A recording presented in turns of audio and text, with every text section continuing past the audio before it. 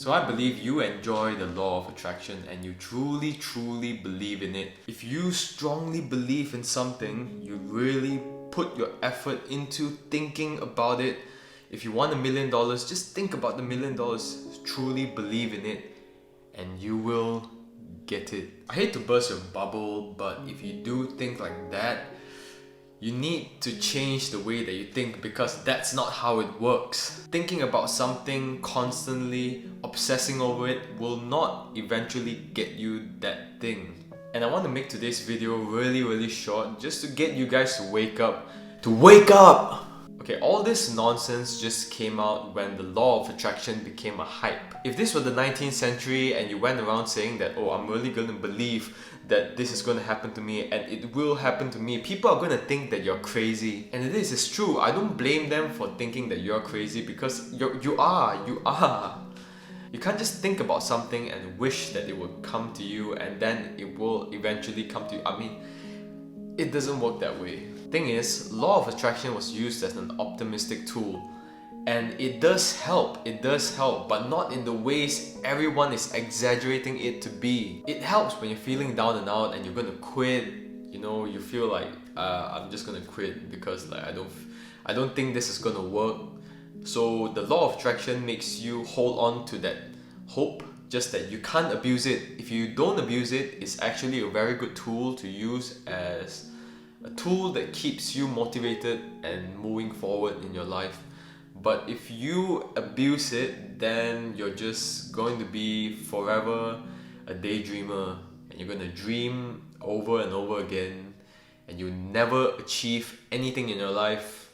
I'm just going to be blatantly honest with you. So that's the first point. If there's no action taken, technically you're not doing anything. You're not doing anything. The second point is that if you have no plan and you're just gonna say, I'm gonna believe in it, I'm gonna put my whole soul and body into that belief and that goal and that dream and it's gonna come to me. No, it's not. It's not. How many times must I tell you guys it's not? I know a lot of young guys out there, you might be watching this and you might be thinking, oh, this guy doesn't know anything, he's just a non-believer. Well, wake up. I used to be a believer, trust me. I've read Rhonda Byrne's books, I have read The Secret, I've read The Power, oh my god.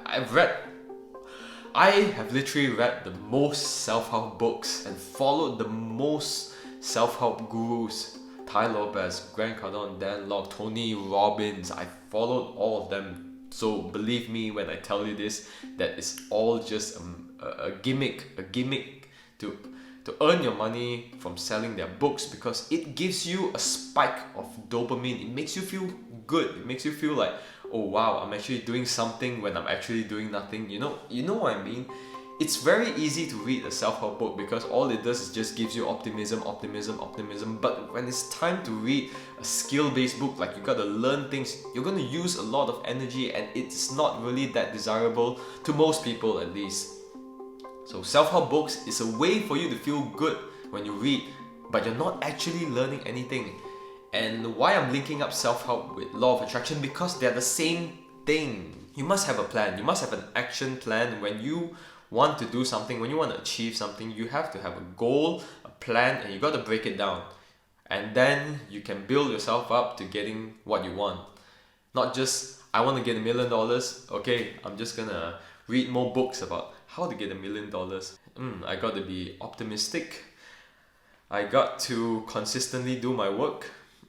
I got to do. You're not even doing your work now. You're reading a damn self-help book. Third thing is that you don't have a deadline. You don't have a specific date that you want to achieve that thing. You just go on and on. But when the time comes, you actually realize that you wasted 5 to 10 years of your life, and that's not very little. That's a lot of years. So wake up. You need to have a deadline in everything you do. All these 3 points link together. Without a deadline, you're just going to be very confused and you won't know how your progress is like. Imagine you're running a business and you haven't profited yet for 10 years and you still have the hopes and dreams that it's going to profit one day. It's not depending on what business, but I'm talking about the general business. If it doesn't profit for 10 years, you're not really running a business, you're just doing a donation or charity. Next point 4. This one is really annoying sometimes when I hear it, is that people that believe in law of attraction always avoid the challenges.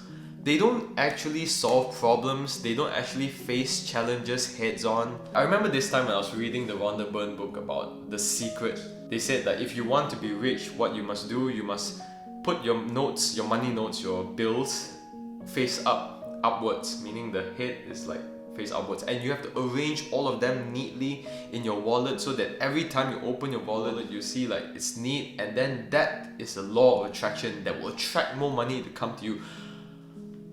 Guys, you gotta give me a break. This is complete bullshit.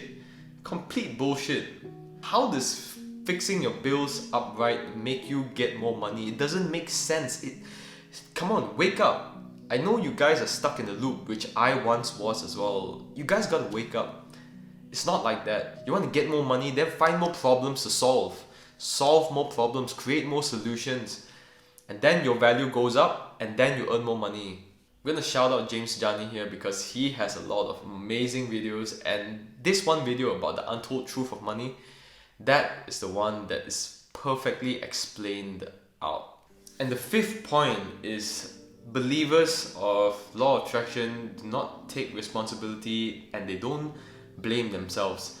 I know blame is a very harsh word, but let's just say take responsibility. They don't take responsibility for their actions.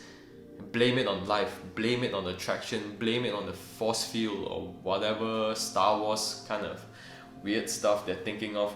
But you gotta take responsibility. When you do something and you don't achieve it and you're unable to achieve it, then you gotta find what's wrong. What did you do wrong? Could you have planned better? Could you have executed it better? Instead of just thinking how to arrange your money, actually think of the real problems here. You know, the annoying thing about law of attraction is they always come up with some gimmick that you have to do it, and it's a very easy thing to do. It's a very easy thing to do. So a lot of people make themselves think that, oh, success is that easy. It's that easy. All I need to do is print out like $1 million check and hang it on my wall and look at it every day and I'll become a millionaire. You don't know the first thing about earning money. You don't know the first thing about becoming a millionaire. You don't know the first thing about becoming a successful entrepreneur. This is not how it's done. Yeah, you can use these things to make yourself sound more interesting, or maybe just look at it just for fun. But if you truly, strongly just believe in it, just believe in it, you can believe in it. But if you just believe in it and hope that that belief will bring you all the success in the world, then you are a dumbass. Last but not least, law of attraction is a placebo effect. And for those of you who say like, oh, it's only a placebo to help me out. Yes, it will help you out if you don't fully put your focus on it.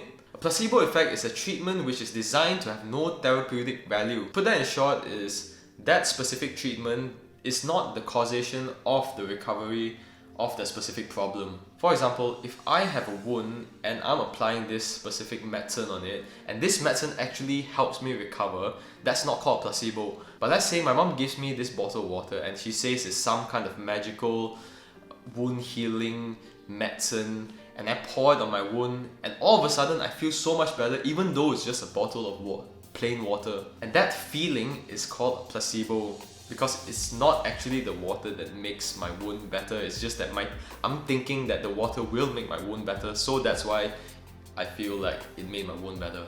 And law of attraction is considered as a placebo effect because too much of it is bad. So the main question is, how do you know whether or not you're in the loop of the law of attraction? It's very simple. Every day just look at what you're doing, and if everything you're doing does not serve an ultimate purpose, does not serve an ultimate skill, it's not like labeled in the skill category, then you're wasting too much time. You're completely using up all your time on activities that does not serve you any purpose whatsoever. Morning rituals has been one of the biggest hypes for the past couple of years. The hustle mentality, all these things, yes, you can use it for a good purpose, but you can also be obsessed in it and then get to a point where you're just doing random stuff and hoping that those random stuff will bring you good results. I'm doing YouTube, so if I do the same videos over and over again and not get any views,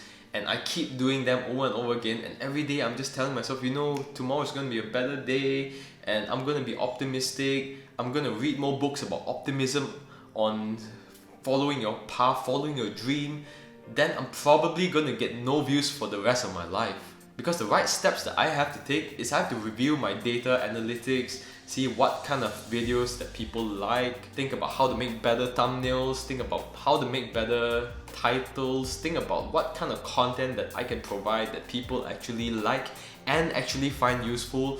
Those are the skills and problems that you have to solve, instead of just being optimistic all the time, because over-optimistic is called delusion, and you don't want to be a delusional guy, do you? If you want to check out more of my videos of me ranting, I have it down in the description box below. The link is there, talking about my business failures and also how multi-level marketing is ruining this world. On the other hand, if you're an entrepreneur and an investor and you want to learn a bit about investing or how next year's market crash or hype will help you out in terms of profiting a big ass profit, then click on the link below as well. I'm going to put it in the description box or at the end screen. That's all for today, guys. See you guys next time.